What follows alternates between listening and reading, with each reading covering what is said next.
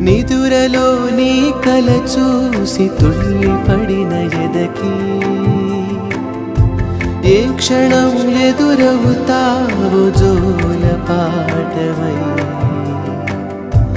ఆకలని అడగక ముందే నోటి ముద్ద నువ్వై ఏ కథలు వినిపిస్తావో జాలి